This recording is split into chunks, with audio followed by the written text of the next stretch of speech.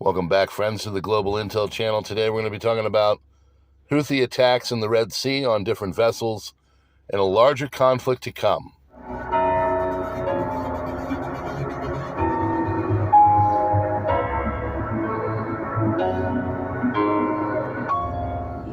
So there was an attack yesterday against this Strinda ship. It's Norwegian, carries chemicals. It's in the Yemeni's area, Red Sea. Currently, there's a blockade, basically. It's by de facto, but it is happening, where the Houthis are trying to blockade, or at least intimidate, all of the ships that come into the area and anything pertaining or even loosely associated with Israel. This is a problem. This is going to devolve into a larger regional war, and the reason why is because the Houthis are doing things that are going to make the Israelis step up. Now, you would be remiss to think that the Iranians are not in some way, shape, or form directing, aiding, abetting, whatever you want to call it, to this kind of an operation, to this kind of thinking and what they're doing. So it came out today that basically, the Israelis and Joe are not on the same page as to how they're going to solve this thing, especially as it is in Israel proper. But I can assure you, with what's going on in the Red Sea, it's not going to turn out well for anyone, and we're going to be committed to helping them. Also, you might even see the Saudi Arabians step up to help as well. All these things are basically symptoms of a larger problem, and the larger problem is the fact that eventually the entire area is going to spiral out of control. It's just an inevitability. Nobody is talking peace. Nobody's coming to the table. Nobody is sharing ideas, insights, or anything that could lead a path to de-escalation by anyone on any side. And then you've got these belligerents, which are basically Yemeni Houthis. Now, let's see who they are. They've been in a civil war since 2015. They've got modern weapon systems. They've fought formidable opponents. And this Ansarallah group is basically unafraid of anyone or anything in the area. They're not afraid of the Saudi Arabians. They're not afraid of the Americans.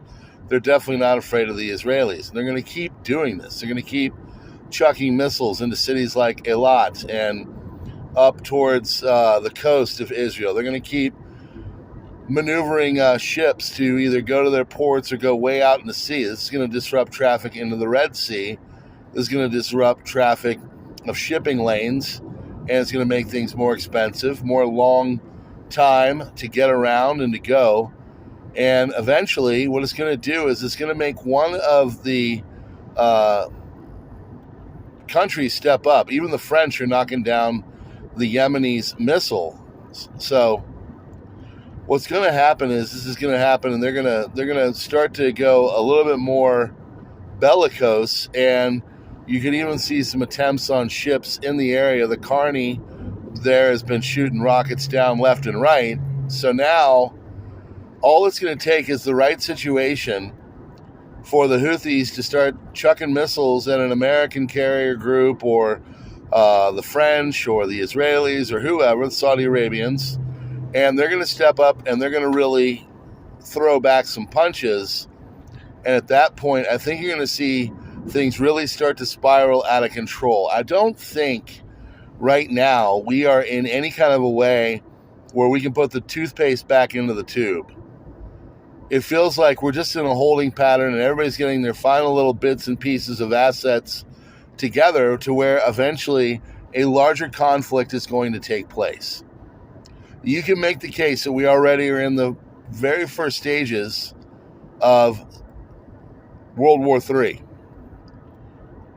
If you see conflicts break out with Guyana and Venezuela, if you see it happen, more things in Asia, if you see more issues in Africa with like Mali and Niger and Sudan, all these things are going to overwhelm any kind of an American response or help or Western NATO response. And now, of course, you've got the NATO countries all worried about an advancing Russia, which looks to be like they're starting to really overwhelm the Ukrainians. You put all that together, what you have is a very, very toxic, collection of things that are going to start to go sideways, and the escalation, the conflict is all just going to get more intense.